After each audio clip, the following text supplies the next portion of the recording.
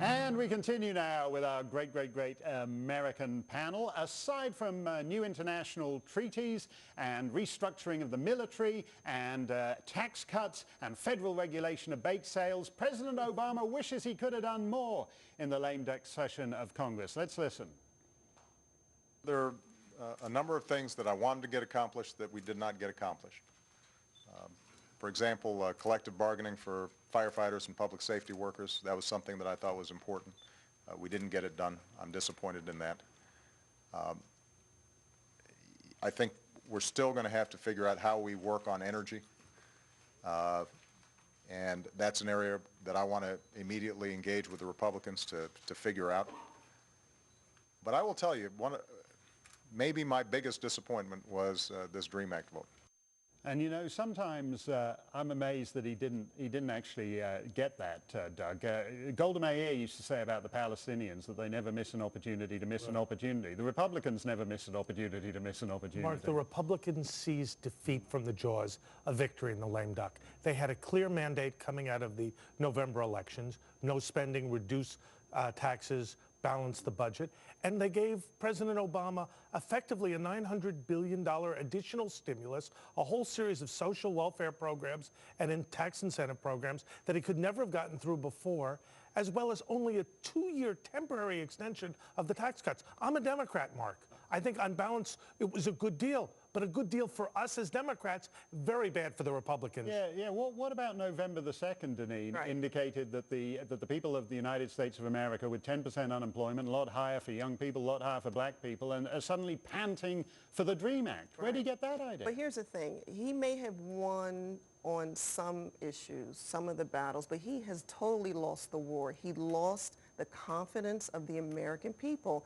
That is the backlash and the rebellion that is going on, especially with Obamacare and now EPA regulating greenhouse gases. It's ridiculous. The American people don't want that overreach and extension of government.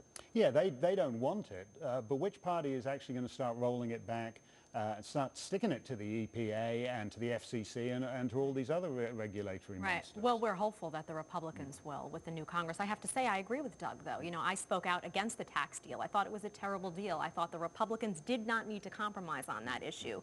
They did just receive a landslide victory in the 2010 elections, and that was to roll back spending. That's not what this tax deal is going to do. And the bottom line is, if it's unfunded, it shouldn't happen.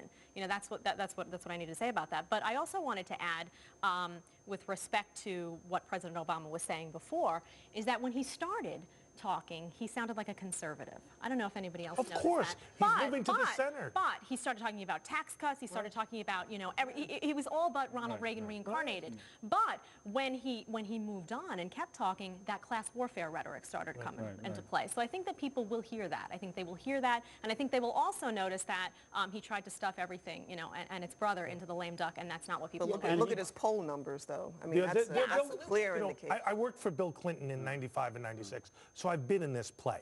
It starts slowly. The poll numbers didn't take a while to move, but this was a huge victory. Even the DREAM Act, it's ideal for him that it did not go through because it gives the Democrats a fight in the states where they will need Hispanic votes, and the Republicans will be intransigent, and it will help yet again in the next Congress. Yeah, but this guy doesn't seem to me a persuasive triangulator the way Clinton was. But he's moving back and forth between the left and right, exactly. Yeah, he's also randomly, not triangulating. Yeah, the American people see through that, though, and it's clear with the Tea Party movement why the movement came about, because of Obama's radical policies, his toxic policies. He's not going to, you know, just move on and think people are going to forget all of the ramming and cramming that took place in the last 2 years. Tea Party going to keep the pressure up in the year ahead? Absolutely. I think they absolutely will be. I have a lot of confidence in the new Congress.